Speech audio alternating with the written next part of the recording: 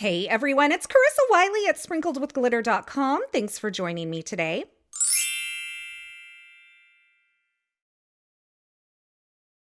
Today's video was previously shared over on the Altenew YouTube channel, but I thought you would enjoy seeing it here as well.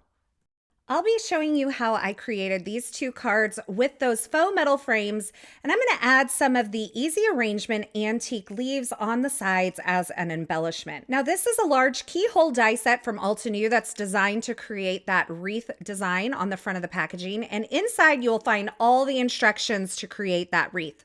But today we're just using them as embellishments. And I'm using some of the newer colors of the Crafty Necessities cardstock to build my color palette. I have Olive Grove, Sagestone, and Shattered Shell, and I'll also be adding Pastel Sunrise into my cardstock palette here. I'm going to start out by cutting several of the leaf elements from these various colors of cardstock. My idea is that the two greens will be kind of the focal point of this color palette, and I'll bring in just a splash of that Shattered Shell and the Pastel Sunrise to kind of add pops of color here and there. So I'm taking my dies and I'm running them through using the Olive Grove cardstock, the Sagestone cardstock, and then some of the smaller elements will be die cut from the Shattered Shell, as you see here, and then the Pastel Sunrise. Once I have all of my leaves die cut, I'm going to work on my faux metal pieces. And for this, you really only need two things. You need a great embossing folder. Today I'm using the Craft Your Life Frozen Moments die and embossing folder, and you also need some of this brushed metallic cardstock. Now this comes in a silver, a gold, and the rose that I'm using here. So you can see I've die cut my frames from the brushed rose cardstock, and I'm using my perfect picker tool to remove all the excess pieces that are kind of hanging out inside of the die cut. And I'm using the edge of my die to scrape my cutting plate to get all of those extra pieces off. This just helps save my nails. Once these are die cut, I'm going to lay them into the embossing folder. You will see that they line up really nicely, and I am going to use just a small piece of tape to keep them in place. I usually do not do this, and I have to tell you, I regretted it because the pressure of that embossing folder really pushes the tape onto the back of this delicate kind of foiled cardstock and makes it difficult to remove. So if you can just hold them in there with the pressure of the embossing folder itself, I personally think that's better. Once I've run this through and this has added all the texture to that brushed rose cardstock, you're going to see that this looks like an actual metal piece. Now I'm doing this with frames today, but you could do this with any of the brushed cardstocks from Altenew and any embossing folder. And it really looks like some embossed metal, like those old tin ceiling tiles that were really cool back in the day. So now that I have my faux metal pieces created, I am going to start layering up some of the portions of the leaves to create my elements. Now you'll notice that on the bottom of these leaves, there is like the keyhole opening, which will allow you to create that wreath that is depicted on the front of the packaging. However, I'm using these as elements today. And so those keyhole pieces can kind of look a little funny in my arrangement. So I'm just going to take a pair of scissors and snip off those portions of my leaves as I add them onto my frame. To add them onto the frame, I'm just using a little bit of liquid glue. Now, when you're using liquid glue on this brushed rose or even the brushed gold or brushed silver cardstock, it does take a little bit of time for this to kind of really take hold and grab. So you may want to use an acrylic block on top of these to keep pressure on those elements as that liquid glue sets up. You could also turn this over and use some foam adhesive to hold those on the back side, but because that's a slicker surfaced cardstock, it does take a second for that liquid glue to kind of set up on there. Now for the sentiment on this card, I am using an older die set. It is the Have Faith word die set, and I'm die cutting the main portion of the sentiment from the Shattered Shell cardstock, and the shadow portion I have die cut from some vellum. I die cut the Have Faith words 2 times, and I'm using some liquid glue to stack those on top of each other. I also have these fabulous tweezers, which help keep my fingers out of the way as I'm arranging the leaves and doing more detailed work with my die cuts.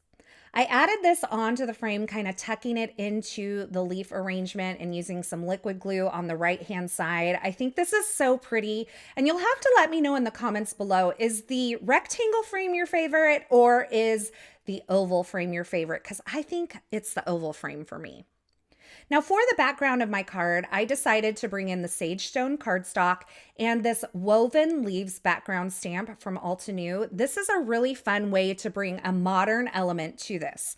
I'm going to use my Stamp Wheel 2.0 to stamp this onto a panel of cardstock that measures 4 inches by 5 1/4. And to do this, I am using some clear embossing ink.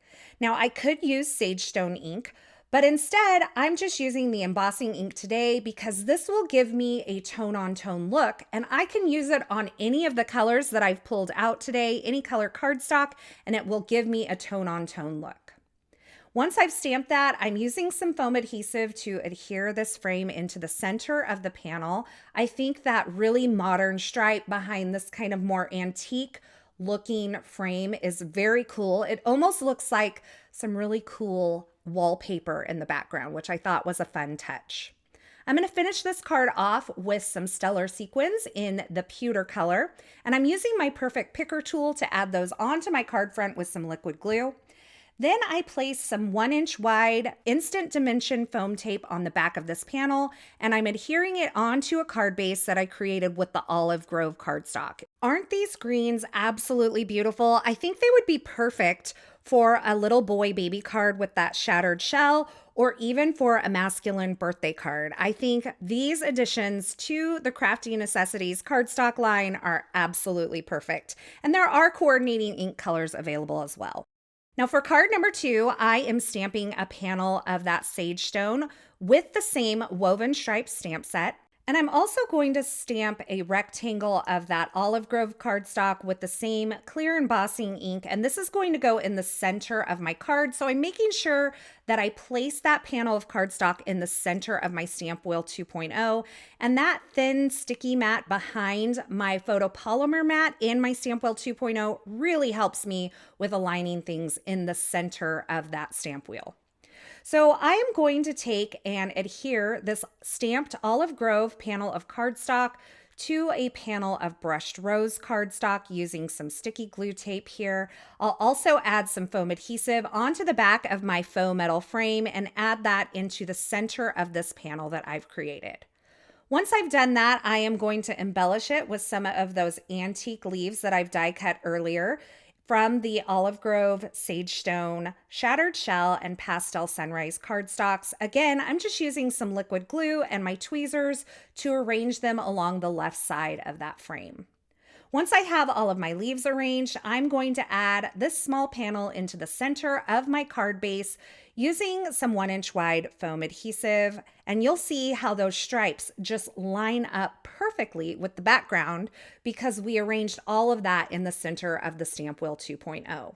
You'll also notice that I used the same exact ink on both of these panels, and it gives you a tone-on-tone look no matter what color cardstock you're using. I finished this card off with a little hello sentiment. I added it on with a little bit of foam adhesive. And of course, the shadow layer for that is die cut from vellum as well. And you'll find those same pewter colored stellar sequins kind of sprinkled throughout the design, which I think is a nice, fun way to add a touch of sparkle. So there you have it, a couple of cards featuring a faux metal technique. Like I said earlier, these are frames that I've done this with, but any of these brushed cardstocks from Altenew along with a 3D embossing folder are gonna give you this faux metal look, and it is so beautiful. I hope you give it a try. Now, as always, I will have links to the featured products used in these projects in the description at YouTube. So if you're looking for something in particular, be sure you check there, or you can head on over to the coordinating blog post. Over there, you'll find more still shots, more information, and a complete list of supplies. As always, I want to thank you so much for stopping by and hanging out with me today. I hope you enjoyed these projects, and I hope you enjoyed this video. If you did, be sure to give this video a thumbs up, and don't forget to subscribe and turn on the notifications so you don't miss any of the fabulous paper crafting and card making video tutorials shared here. Thanks again for joining me, and until next time, I hope you have a fabulous day.